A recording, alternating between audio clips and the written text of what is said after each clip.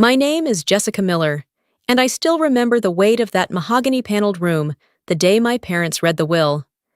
The air smelled faintly of old paper and polished wood.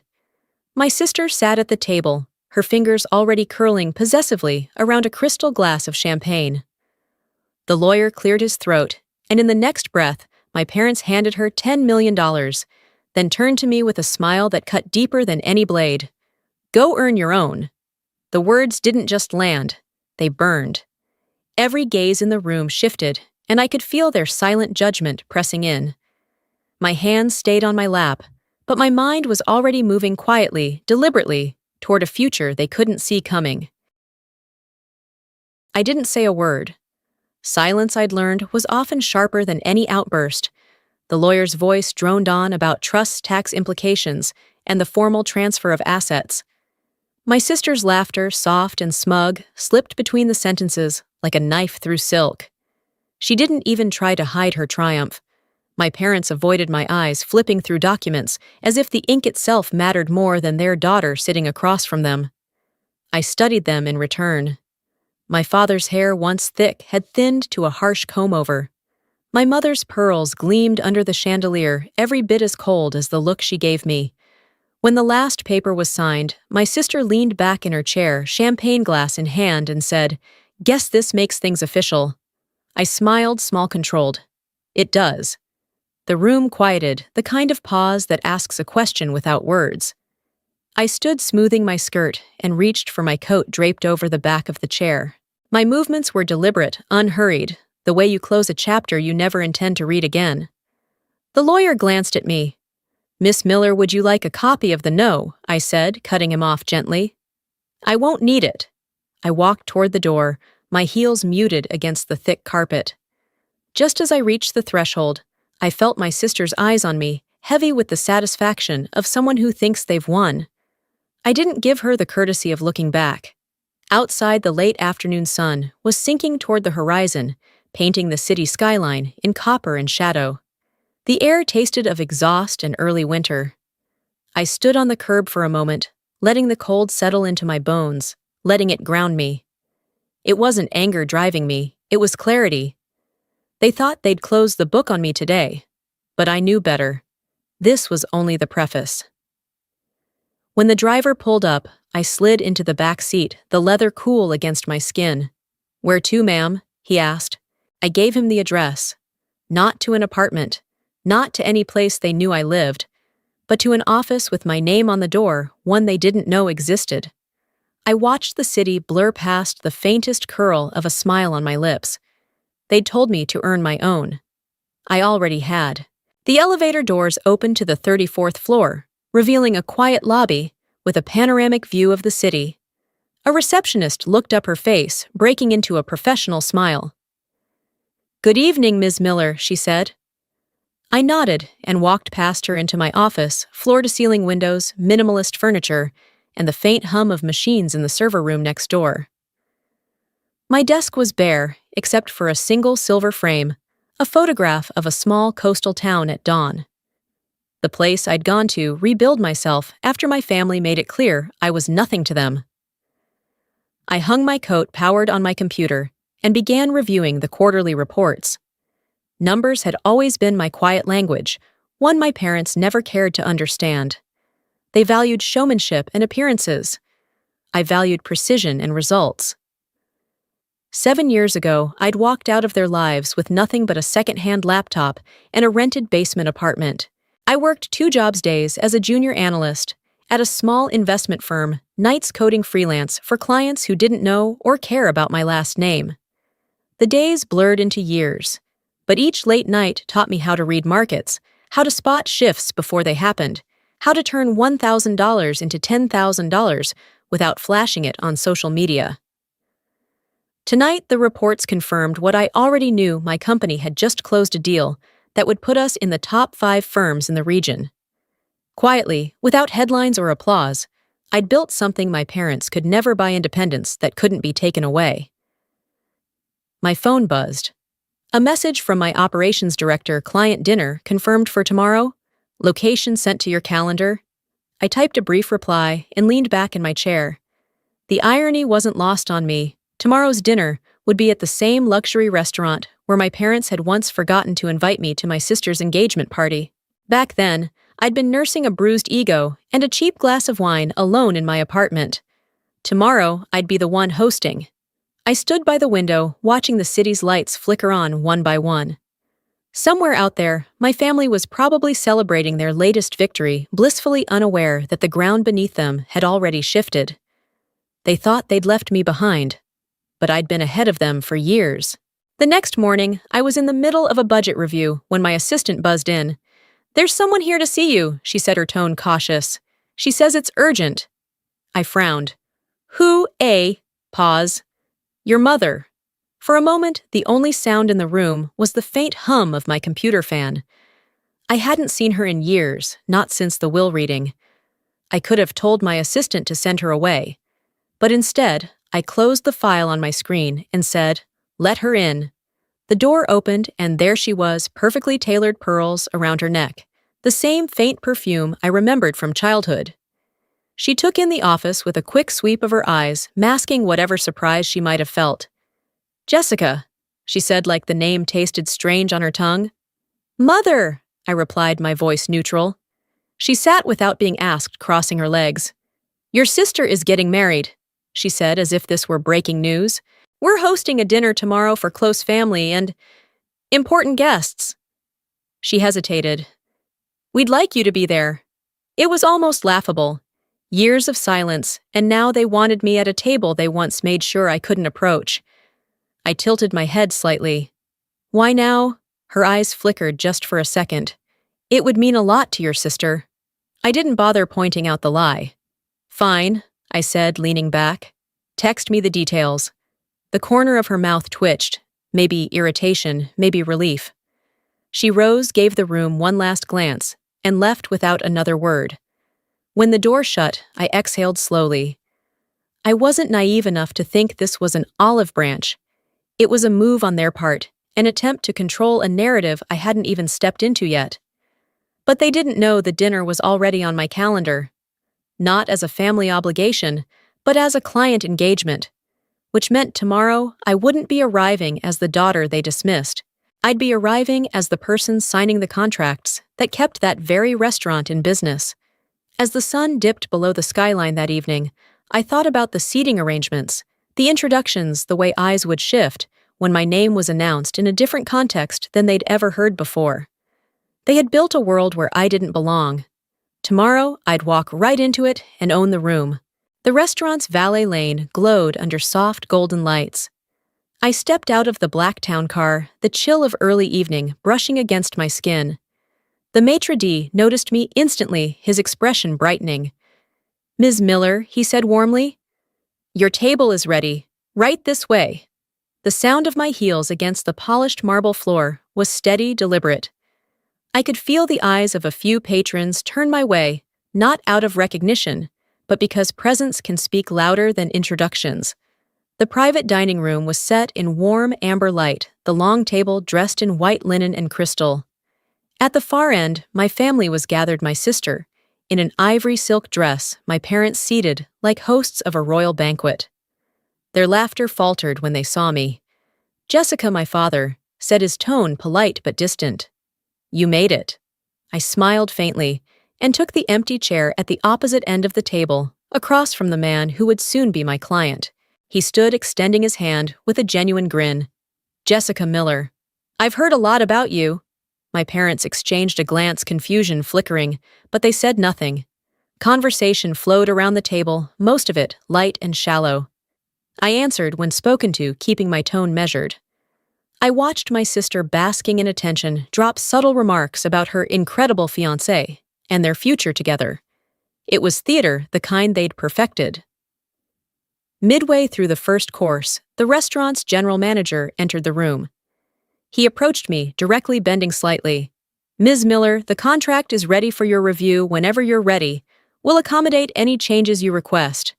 The room went still. My father's fork froze halfway to his mouth. My sister blinked, the faintest crease forming between her brows. I offered the manager a nod. "I'll look it over after dessert." The conversation stumbled, then resumed in a forced rhythm. But the shift had happened the first hairline crack in the image they'd tried so hard to maintain. I didn't press. Not yet. Sometimes the most effective move is letting the silence do the work. And in that silence, I could feel control beginning to tilt. By the time the main course arrived, the polite mask my sister wore had started to strain. She leaned forward, her voice pitched just high enough for the nearby guests to hear. "So, Jessica, what exactly is it that you do these days?" Still, finding your way, the jab was dressed in sugar, but it landed with the same intention as always, to reduce me to the girl they'd told to go earn her own. I didn't rush to answer. Instead, I reached for my wine, letting the pause stretch. "I run a private acquisitions firm," I said finally, my tone even. "We identify undervalued assets and restructure them for long-term stability." Her fiancé laughed lightly. "Sounds technical." Before I could respond, the man across from me, the very reason I was here, spoke up. "Technical, yes, but profitable. Jessica's firm is the one acquiring the portfolio that includes this restaurant group." Every head turned toward me. My father's jaw tightened. "You're buying?" The controlling stake the man confirmed, as if it were the most ordinary thing in the world. "Her team's already handled 2 of our key properties. This will be the 3rd. The words hung in the air like a drawn bowstring. My sister blinked rapidly, her fingers tightening around her glass. "That's interesting," my mother managed, though her smile didn't reach her eyes. "It's business," I said softly, setting my glass down. "And business has a way of crossing paths with the past." The general manager reappeared at my side, holding a leather folder. "Whenever you're ready, Ms. Miller." I glanced toward my family, then took the folder. My pen moved across the final page, the ink dark and deliberate. When I slid it back, the manager's smile widened. "Congratulations," he said loud enough for everyone to hear. "It's official." Somewhere in the room, a champagne cork popped. The sound seemed to echo. My parents sat frozen in place, the balance of the evening irrevocably shifted. I leaned back, letting the moment breathe. They had wanted me here to play a role. Instead, I had rewritten the scene entirely. And I wasn't finished yet.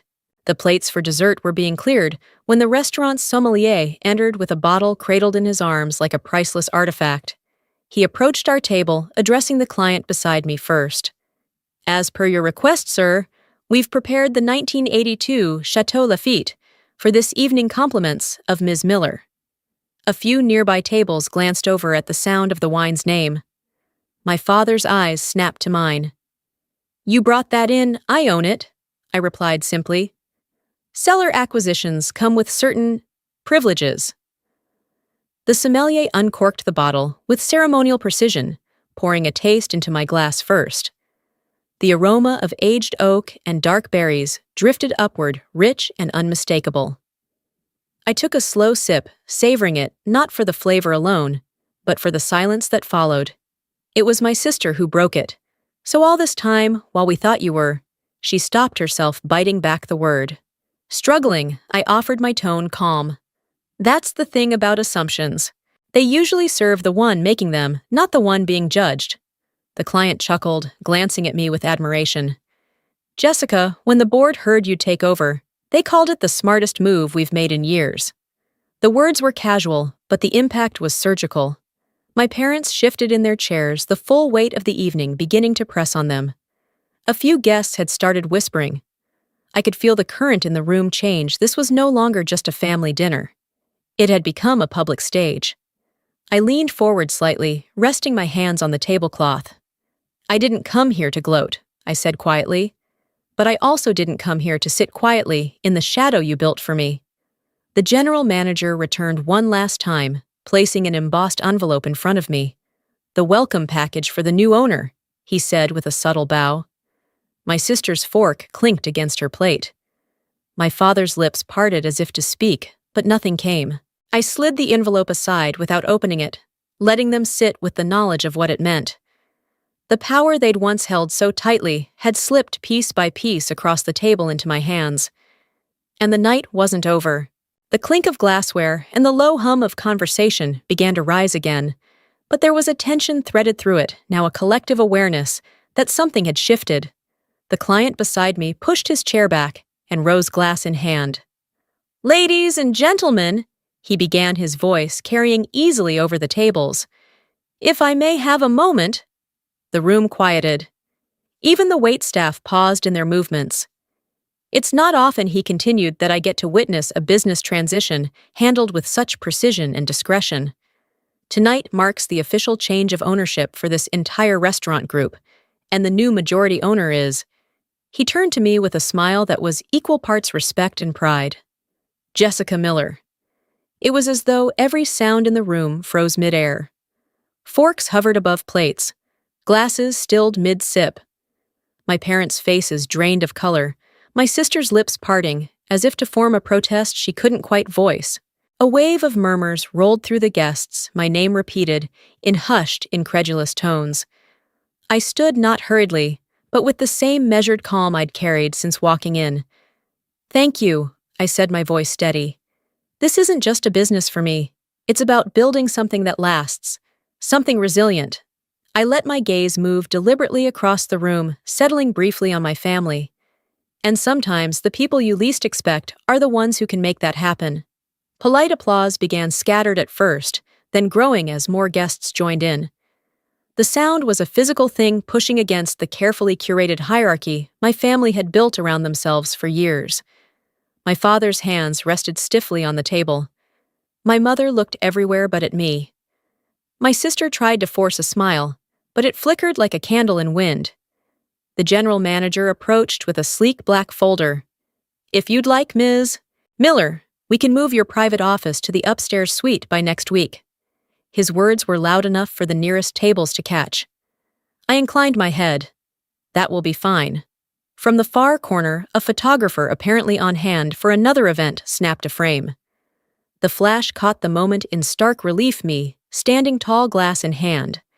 My family seated, still absorbing the reality that the girl they dismissed now owned the floor beneath their feet.